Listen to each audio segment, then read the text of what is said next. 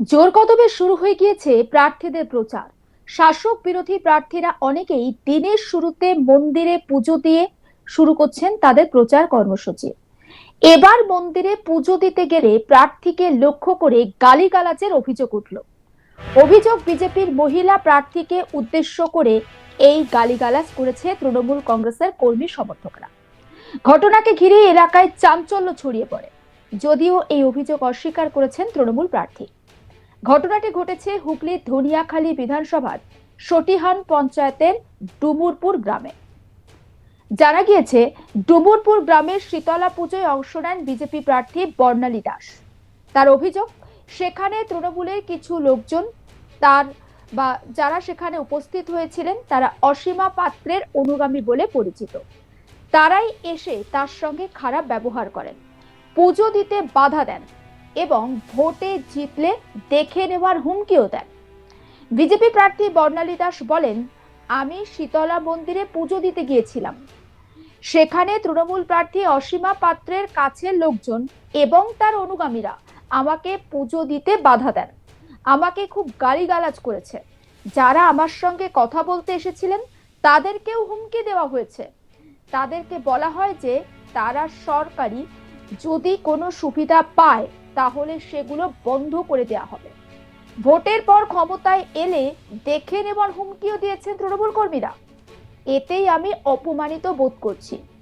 এরপর বিজেপি প্রার্থী দাঁতপুর থানায় ওই তৃণমূল কর্মীদের বিরুদ্ধে অভিযোগ দায়ের করেছেন। একবার শুনে নিন বিজেপি প্রার্থী বর্ণালী দাসের বক্তব্য।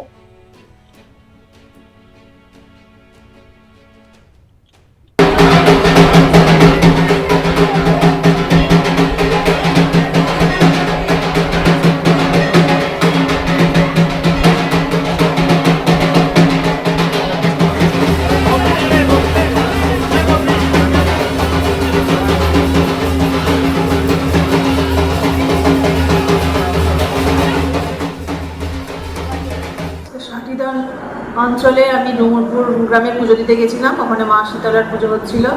সেখানে তৃণমূলের এক্স এমএলএ, যিনি তার খুবই প্রিয় কাছের লোক কাশীনাথ ঘোষ, তিনি এবং তার সহচর যারা আছে তারা আমাকে পুজো দিতে বাধা দিয়েছিল। তারা খুবই আমাকে গালিগালাজ করেছে। তারা আমি যখন যাই, আমার চারপাশে যে বিজেপি সমর্থন, আমি সেখানে কোনো দল ক্যারি করিনি, সেখানে কোনো দলের সিম্বল করিনি, তবুও তারা দল নিয়ে গালিগালা করেছে। যারা আমার কাছাকাছি এসেছে কথা বলছে তাদের সবাইকে হুমকি দিয়েছে যে তোরা বিজেপি সাপোর্টার, তাই তোদের আমি যা যা সুযোগ সুবিধা তোরা পাচ্ছিস, লক্ষ্মী ভাণ্ডার এটা যারা পায় সেগুলো বন্ধ করে দেবে। এমনকি বলেছে তাদের যে তোর ভোটের পর আমরা যদি জিতি ক্ষমতায় আসি তাহলে তোদের আমরা দেখে নেব। তো আমি খুবই অপমানিত বোধ করেছি। আপনি কি থানায় এফআইআর করেছেন? হ্যাঁ, আমি দাঁতপুর থানায় অভিযোগ জানিয়েছি। সেখানে সহযোগিতা করেছে ওখানে যে ওসি আছেন, তিনি আমাদের এফআইআর নিয়েছেন এবং বলেছেন ব্যবস্থা কি হয় ব্যবস্থা উনি করবেন, দুষ্কৃতীদের শাস্তি দেবেন। আচ্ছা, এই ঘটনা কি আগেও ঘটেছিল কোনোদিন? হ্যাঁ, এখানে সম্ভবত আমি শুনেছি 2019, 2021, 2024, প্রেজেন্ট 2026 প্রতিবারই বিজেপি প্রার্থীরা ওখানে গেলে ওরা সেখানে একটা গন্ডগোল পাকায়। ওরা সবসময় ওখানে বাধা সৃষ্টি করে, বিজেপিদের ওখানে ঢুকতে দেয় না, ওখানে পুজো দিতে চায় না। ওরা ভাবছে ওটা ওদেরই পুজো, ওরা ওখানে সমর্থক বলে ওখানে আর বিজেপিরা কেউ পুজো দেবে না। অন্যদিকে প্রচারে বেরিয়ে ধনেখালী তৃণমূল প্রার্থী অসীমা পাত্র বেলমুড়িতে শীতলা মন্দিরে পুজো দেন। পুজো দিয়ে তিনি জানান ভোট প্রচারে ব্যাপক সাড়া পাচ্ছেন তিনি। বিজেপি প্রার্থীর অভিযোগ কার্যত নস্যাৎ করে দিয়েছেন এবং তিনি বলেন বিজেপি চেষ্টা করছে চক্রান্ত করে ছেলেদের নামে কেস দেওয়া, একটার পর একটা অফিসারকে বদল করে দিচ্ছে, ভিডিও ওসি সবাইকে চেঞ্জ করে দিচ্ছে। বিজেপি মানুষের অধিকার কেড়ে নিয়েছে, বঞ্চিত করেছে মানুষকে, প্রাপ্য টাকা তারা দেয়নি। বিজেপি যখন কিছু করতে পারে না তখন তৃণমূল কংগ্রেসের নামে তারা বদনাম করতে থাকে। প্রচার করতে গেলে সেই এলাকায় দু চারটি বিজেপি যখন কিছু করতে পারে না তখন তৃণমূল কংগ্রেসের নামে তারা বদনাম করে এবং তারা মানুষকে প্রাপ্য টাকা থেকে বঞ্চিত করেছে। বিজেপি যখন কিছু করতে পারে না তখন তৃণমূল কংগ্রেসের নামে বদনাম করে। প্রচার করতে গেলে সেই এলাকায় দু চারটে ছেলেকে লাগে, কিন্তু তাদের কোনো সংগঠনই নেই, তাদের কোনো ছেলেই নেই, কাকে নিয়ে প্রচার করতে যাবে, এই অভিযোগও করছেন তৃণমূল প্রার্থী। এবং পাশাপাশি তিনি এটাও বলছেন যে বিজেপি ভয় পাচ্ছে, কেন প্রচারে গেলে সাধারণ মানুষ তাদেরকে জিজ্ঞাসা করছে যে এলাকায় কোনো উন্নয়ন নেই। এরকম একাধিক অভিযোগ কিন্তু করা হচ্ছে তৃণমূল কংগ্রেসের তরফে। এমনকি তিনি বলছেন যে বাংলায় 100 দিনের কাজ নেই, আবাস যোজনার বাড়ি নেই। মানুষ বলছে রাজ্য সরকার দিচ্ছে, কেন্দ্র সরকার কেন বন্ধ করে নিয়েছে? এসবের উত্তর দিতে না পেরে বিজেপি কিন্তু মিথ্যে অভিযোগ করছে। একবার শুনে নিন অসীমা পাত্র তৃণমূল প্রার্থীর বক্তব্য।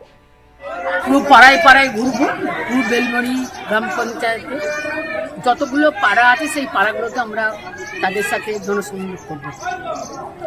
গতকাল সাটিধানে বিজেপির প্রার্থী পুজো দিতে গেছিল, তাকে কাশীনাথ ঘোষ হুমকি দিয়েছে, বলছে ভোটে জিতলে দেখে নেব। এই নিয়ে কি বলবেন? গালিগালাজও করেছে এবং থানায় অভিযোগ করেছে, কি বলবেন? প্রথমত আমি বলি যে বিজেপি এখন কিভাবে এই ভোট প্রক্রিয়াটাকে প্রথম দিন থেকে নির্বাচন কমিশনের মাধ্যম দিয়ে চেষ্টা করছে যে কি করে চক্রান্ত করে বিভিন্ন রকম চক্রান্ত করে ছেলেদের নামে কেস দেওয়া। নিশ্চয়ই আপনারা দেখেছেন যে একটার পর একটা অফিসার চেঞ্জ হয়েছে এবং কালকেও 74টা বিডিও চেঞ্জ হয়েছে, ওসি চেঞ্জ হয়েছে, সব চেঞ্জ করে দিচ্ছে। এটা তো ইনডাইরেক্ট রাষ্ট্রপতির শাসন। এবং যারা বলছে যে এরকম হুমকি দেখিয়েছে, পুরো মিথ্যা কথা বলছে। এবং আমরা জানি যে বিজেপি যখন কিছু পারে না, বিরোধীরা যখন কিছু পারে না, তখনই তারা তৃণমূল কংগ্রেসকে গালাগালি দেয়। এটাই হচ্ছে তাদের নেচার। ওরা প্রচার করতে ভয় পাচ্ছে। প্রচার করতে ভয় পাচ্ছে কি পাচ্ছে না সেটা আমি বলতে পারবো না। প্রচার করতে গেলে সেই এলাকার দু একজন ছেলেকে লাগে, তাই তো পাড়ায় পাড়ায় ঢুকতে গেলে তার যদি সংগঠনই নেই, তার যদি ছেলেই নেই, কাকে নিয়ে তারা প্রচার করতে যাবে? এই জন্য তারা ভয় পাচ্ছে। সংগঠন নেই, না না না, এই জন্য তো তারা ভয় পাচ্ছে, তাদের সংগঠন নেই।